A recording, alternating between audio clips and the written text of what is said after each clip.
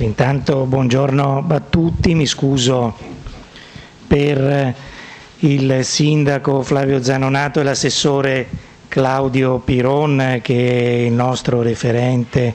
per avviso pubblico. Non sono potuti intervenire perché insieme stanno accompagnando una delegazione di studenti e,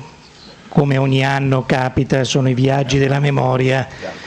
che vanno a visitare i campi di sterminio. Avete raschiato il barile con me, cercherò di non fare come quei terzi portieri che, costretti a scendere in campo, prendono 7-8 gol in una partita. Ma a parte le battute, l'amministrazione comunale di Padova, come tutte le amministrazioni credo del Veneto, sono molto attente e sensibili nel interpretare tutte quelle dinamiche che portano purtroppo a quei fenomeni che sono stati ampiamente descritti da chi mi ha preceduto. Ci sono delle situazioni che trovano, non dico terreno fertile, però un brodo di coltura importante. La prima è come sono costruite le nostre gare, le regole che contraddistinguono l'aggiudicazione degli appalti e dei servizi anche per gli enti locali. È stato ricordato che con il massimo ribasso non viene favorita come criterio di selezione, non viene favorita la interpretazione, lo studio riguardante la qualità dei servizi erogati. C'è tutta poi la logica dei subappalti, con la difficoltà anche di ricostruire quel percorso, la filiera che porta dall'aggiudicatario dei servizi e degli appalti poi a chi materialmente li va a eseguire. C'è un grande rapporto di collaborazione con le forze di polizia e soprattutto con la DIA, che ai primi campanelli, ai primi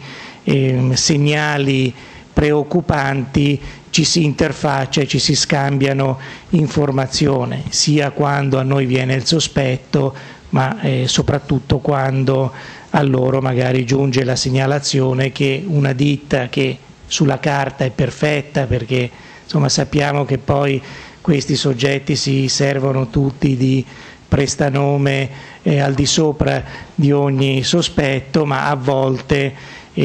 può in ogni caso scattare quel segnale d'allarme, allora c'è subito una ricostruzione precisa di chi dovrebbe eseguire le opere e ci si cautela in questo modo. Ci si catela in questo modo, ma sempre basato sui rapporti, su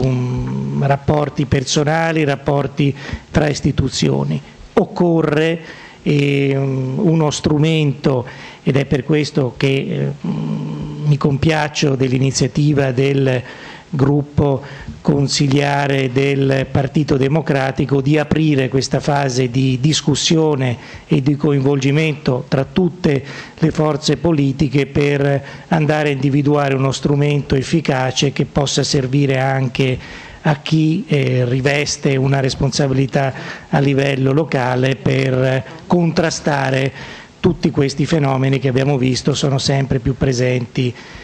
anche sul nostro territorio. Un altro aspetto che favorisce il radicamento di queste situazioni è il patto di stabilità, che condiziona in modo molto grave le amministrazioni locali, che non possono riconoscere in tempi rapidi le somme ai loro fornitori, a chi lavora per l'amministrazione comunale, che poi, andando in debito di ossigeno, non trovando forme di finanziamento e di erogazione di prestiti dal sistema bancario, si trova per necessità quasi costretto a cercare forme di finanziamento richiedendole a queste associazioni criminali. L'amministrazione ha cercato di correre ai ripari, ha stipulato delle convenzioni con delle banche che a tassi molto bassi anticipano le somme che l'amministrazione comunale deve riconoscere ai propri fornitori, ai soggetti, alle ditte, alle imprese che hanno lavorato per il comune, in modo che questi trovano soddisfazione pagando interessi alle banche ma inferiori rispetto a quelli praticati sul mercato, ed è per loro un veicolo per ossigenare le proprie aziende. Non credo che questo sia sufficiente, avremo bisogno di strumenti più efficaci per andare a disciplinare e a controllare queste dinamiche. E come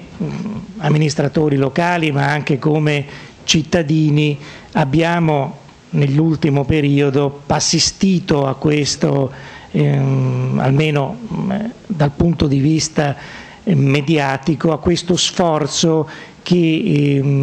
le istituzioni, la magistratura, le forze di polizia, in particolar modo la DIA, stanno facendo per contrastare queste infiltrazioni mafiose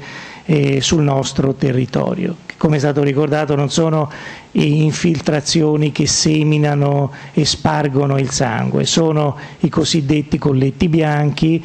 che si nutrono di questa crisi che ha coinvolto il settore bancario e cercano di penetrare accaparrandosi fette di mercato e imprese che fino a qualche tempo fa magari erano floride, per costruire poi tutte quelle operazioni finanziarie, commerciali e usurarie che hanno contraddistinto le cronache dell'ultimo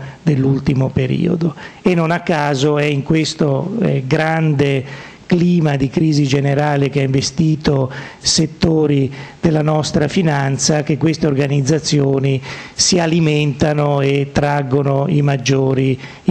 profitti.